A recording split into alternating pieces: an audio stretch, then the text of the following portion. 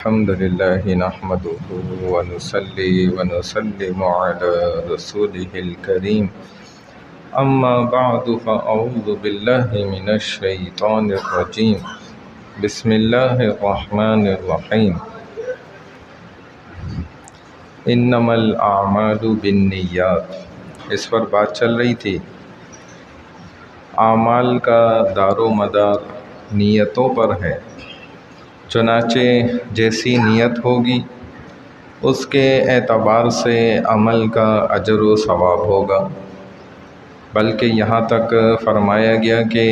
مومن کے عمل سے زیادہ افضل اس کا نیت کرنا ہے، یعنی نیت انسان کر لیتا ہے اور نیت کے اندر کوئی کھوٹ نہیں ہے تو اس کو اسی کا اجر ثواب مل جاتا ہے۔ عمل کرتا ہے، عمل میں کوئی غلطی بھی ہو سکتی ہے۔ دوسری بات یہ ہے کہ بعض لوگ یہ اشکال کرتے ہیں کہ کوئی گناہ کا کام اچھی نیک نیتی کے ساتھ کرنا، جیسے مثال کے طور پہ ایک شخص اگر چوری کرتا ہے اور اس نیت کے ساتھ چوری کرتا ہے کہ جی جو یہ مال میں چراؤں گا تو اس سے غریبوں کی مدد کروں گا، اب غلط نیت کے ساتھ، اچھی نیت کے ساتھ ایک غلط کام کر رہا ہے، تو فرمایا علماء نے، محدثین نے لکھا کہ اس کا یہ عمل حرام ہی ہے، اگرچہ یہ نیک نیتی کے ساتھ کر رہا ہے لیکن چونکہ گناہ کا عمل ہے اسی لیے اس کو کوئی اجر ثواب نہیں ملے گا۔ یہ عمل چوری اس لیے کر رہا ہے کہ میں غریبوں کی مدد کروں گا۔ چنانچہ کل میں نے عرض کیا تھا کہ ایک انسان جب مسجد آ رہا ہے تو مسجد میں آنے کی وہ کئی ساری نیتیں کر سکتا ہے، جیسے مثال کے طور پر مسجد آ رہا ہے اور یہ نیت کر رہے کہ بھئی میں اسلام کا بول بالا کی نیت سے آ رہا ہوں، میں نماز پڑھنے کی نیت سے مسجد آ رہا ہوں، میں مسجد آؤں گا تو اعتکاف کی نفلی نیت کر لوں گا، مسجد آؤں گا تو اکیلے میں بیٹھ کر میں کچھ ذکر اذکار کر لوں گا، تلاوت قرآن پاک کر لوں گا، کسی کو دعوت دے دوں گا، اس سے اسلامی دین کی یقین کی بات کر لوں گا، محلے والوں سے ملاقات کر لوں گا، کسی کی کوئی بیماری آئی ہے تو میں اس کے ہاں عیادت کر لوں گا۔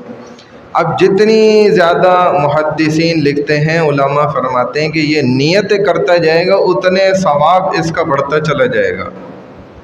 اسی طرح کپڑا پہننے میں محدثین نے لکھا کہ انسان 40 سے زیادہ نیتیں کر سکتا ہے، ایک یہ کپڑا صرف جو پہنتا ہے، یعنی ایک کپڑا پہننے میں آپ 40 نیکیاں کما لیں۔ کتنے کمال کا دین ہے کہ جب آپ نے کپڑا پہنا تو یہ نیت کری کہ